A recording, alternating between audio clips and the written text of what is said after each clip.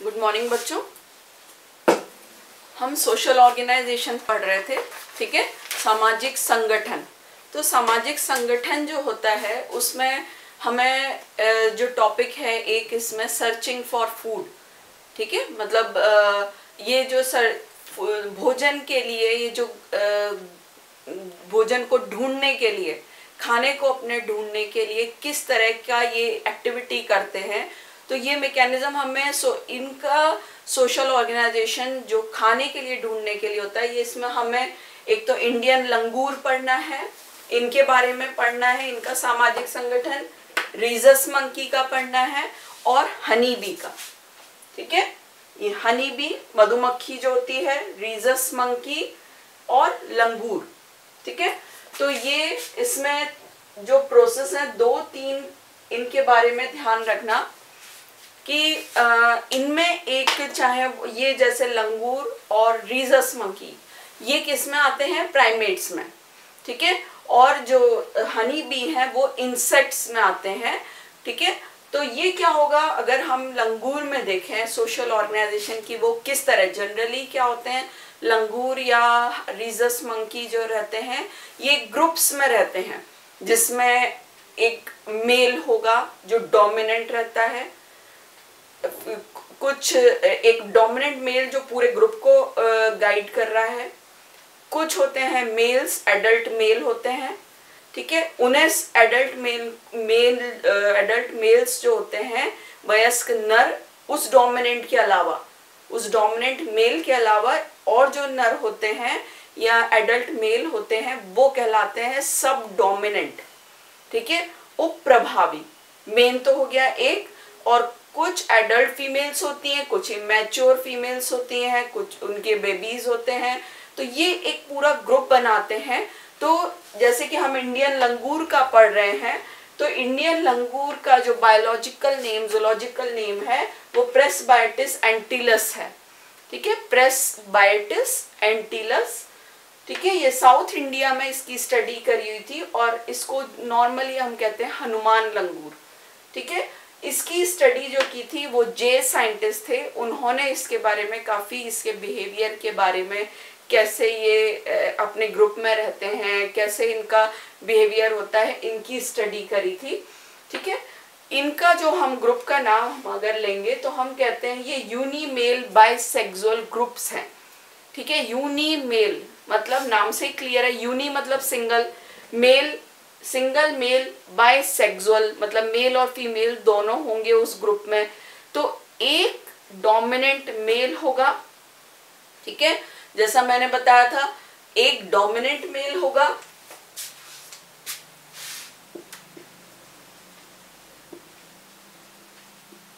Mail, ठीक है, फिर कुछ एडल्ट मेल रहेंगे, कुछ एडल्ट फीमेल्स रहेंगी और कुछ क्या रहेंगी, इमैच्योर फीमेल्स और बेबीज, ठीक है। तो ये जो इनका इस तरह जो एक ग्रुप बनता है, एक समूह, एक सोशल ऑर्गेनाइजेशन जो इनका रहता है कि यूनिमेल बाइसेक्सुअल ग्रुप इन लंगूरों में होता है, ठीक है। तो ये एक डोमिनेंट मेल, कुछ एडल्ट फीमेल, कुछ इमेच्योर फीमेल और बेबीज उनके जो रहेंगे, ठीक है। तो ये एक तरीके से हम कह सकते हैं ये इसमें एक ही डोमिनेंट मेल होगा, वो कहलाता है ओवरलॉर्ड, ओवरलॉर्ड, ठीक है। तो एक डोमिनेंट मेल है। जनरली जो लंगूर के ग्रुप होते हैं वो 20 से लेकर 30-80 तक या 100 मेंबर्स एक ग्रुप में होते हैं, ठीक है। 20 से स्टार्ट होगा इनका ग्रुप, लगभग 20 के करीब से सबसे छोटा ग्रुप इतने का रहता है लगभग, और 80 या 100 तक इनके मेंबर्स होते हैं, ठीक है।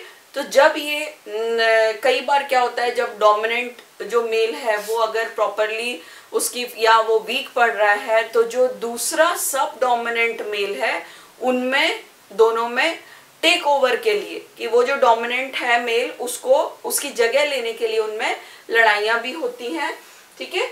इनका जो खाना होता है वो जनरली कैसा होता है, ये छोटी पत्तियां, छोटी बड़ी पत्तियां खाते हैं। अब पत्तियों में तो, लीव्स में इतना न्यूट्रिशन नहीं हो सकता, तो ये इनका जो फूड होता है वो ज़्यादा से ज़्यादा खाने की इनकी हैबिट होती है। क्यों? क्योंकि इन्हीं लीव्स से उनको पानी भी मिलता है, ठीक है, और ज़्यादा, जितना ज़्यादा खाएंगे उतना उनको न्यूट्रिशियस, तो ये ज़्यादा वोरेशियस टाइप के ईटर होते हैं, ठीक है, और इनको फूड और वाटर सप्लाई इन्हीं लीव्स के थ्रू ज़्यादा मिलती है। अगर हम इसमें देखेंगे तो ये एक तरीके से इनमें डोमिनेंस हायरार्की होती है। डोमिनेंस हायरार्की मतलब एक सबसे ऊपर डोमिनेंट मेल होगा, उसके नीचे सब डोमिनेंट मेल्स होंगे, फिर उसके नीचे फीमेल्स, एडल्ट फीमेल्स, फिर इमेच्योर फीमेल्स और बेबीज। तो ये जो एक हायरार्की बन रही है सबसे छोटे से ऊपर तक, ये डोमिनेंस हायरार्की कहलाती है, ठीक है। और इसी में जो फीमेल्स होती हैं, ये पेरेंटल केयर भी इनमें पाया जाता है, पैतृक रक्षण, कि जब तक वो बेबीज मैच्योर नहीं हो जाते तब तक वो उनका ध्यान रखती हैं, ठीक है, उनको खाना देना, उनकी केयर करना।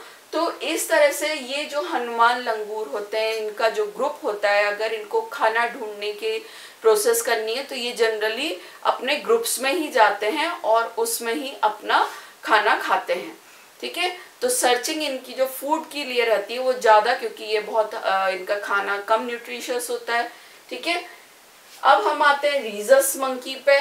तो रीजस मंकी जो हम कहते हैं मैकाका मुलेटा, इसका जूलॉजिकल नेम है मैकाका मुलेटा रीजस मंकी, ठीक है। नाम जैसे सुना है ना, RH फैक्टर ब्लड का होता है, तो वो RH फैक्टर किस में मिला था? इसी रीजस मंकी में, इसीलिए रीजस, RH का मतलब रीजस ही होता है, तो RH फैक्टर इसी रीजस मंकी में। तो मैकाका मुलेटा ये भी साउथ इंडिया का ही था, तो यहाँ पर भी इनकी स्टडी जो थी, साउथविक साइंटिस्ट थे एक 1965 में, उन्होंने इनके ऊपर काफ़ी स्टडी करी कि काफ़ी टाइम उनके साथ रह के किस तरीके से ये इनका बिहेवियर होता है, कैसे खाना लेते हैं, कैसे मेटिंग होती है, किस टाइप से इनमें ग्रुप होते हैं। तो उतना सब स्टडी करने के बाद उन्होंने देखा कि रीजस मंकी का जो ग्रुप होता है, जैसे इनमें तो हमने देखा था 100 तक थे, यहाँ पर 200 मेंबर्स इनके एक ग्रुप में होते हैं।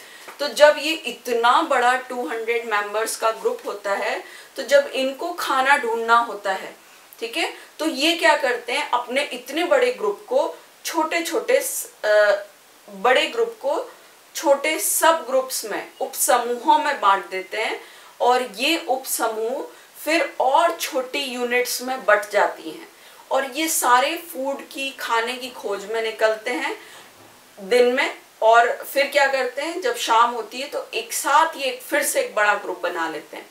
तो सब छोटे छोटे सब ग्रुप मिलके आते हैं और एक बड़ा ग्रुप बना लेते हैं। तो ये जनरली रात को ये रेस्ट करते हैं और दिन में इनकी फूड की, खाने की खोज में निकलते हैं ये, ठीक है। तो इनका लगभग ग्रुप्स होगा, 200 मेंबर्स का इनका ग्रुप्स रहता है। फिर हमने जैसे बताया, अगर इनको भोजन ढूंढना है तो ये क्या होते हैं, ग्रुप्स इनके डिवाइडेड किस में हो जाते हैं, सब ग्रुप्स में, ठीक है। ये सब ग्रुप फिर स्मॉलर यूनिट्स में डिवाइड हो जाती हैं, छोटी छोटी यूनिट्स में। ये जो स्मॉलर सब यूनिट रहती हैं, इनमें मतलब वो भी जो छोटे ग्रुप बनते हैं, उनमें भी मेल्स रहेंगी, फीमेल्स रहेंगी और बेबीज रहते हैं। उनके वो ग्रुप भी इस तरीके के ही बनते हैं कि एक फैमिली समझ लो, एक छोटी छोटी फैमिली, और वो सब मिलके एक बड़ी फैमिली बना लेती हैं, ठीक है। तो searching of food, a big group, एक बड़ा ग्रुप जो होता है वो डिवाइडेड हो जाता है सब ग्रुप में। उस सब ग्रुप में एक एडल्ट मेल होगा, उनकी फीमेल्स होंगी, बेबीज होंगी, ठीक है। और जो शाम होती है तो ये सारे सब ग्रुप एक साथ मिलके बड़ा ग्रुप बना लेते हैं। तो साउथविक ने जो स्टडी करी उसके अकॉर्डिंग उन्होंने देखा कि ये जो सब ग्रुप्स बनते हैं ये भी डिफरेंट डिफरेंट कैटेगरीज के होते हैं। तो उन्होंने ये जो एक बड़ा ग्रुप बना है, इनका जो एक बड़ा ग्रुप होता है, उसके 3 उप समूह देखे, 3 सब ग्रुप देखे। एक सब ग्रुप था सेंट्रल सब ग्रुप, केंद्रीय उप समूह। दूसरा था डोमिनेंट मेल सब ग्रुप, प्रभावी नर उप समूह। तीसरा था पेरिफेरल सब ग्रुप, परिधीय उप समूह, ठीक है। तो जैसे हम पेरिफेरल सब ग्रुप कहते हैं, तो ये जो उप समूह बन रहा था उस बड़े समूह में से, वो जो उप समूह है उसमें जनरली डोमिनेंट कोई नहीं होता था। एक जैसे हम अभी तक इनमें पढ़ते आ रहे हैं, एक डोमिनेंट मेल होता है, पर इनमें कोई डोमिनेंट मेल नहीं होता, बट जो उप प्रभावी मेल होते हैं वो उनका ये ग्रुप होता है।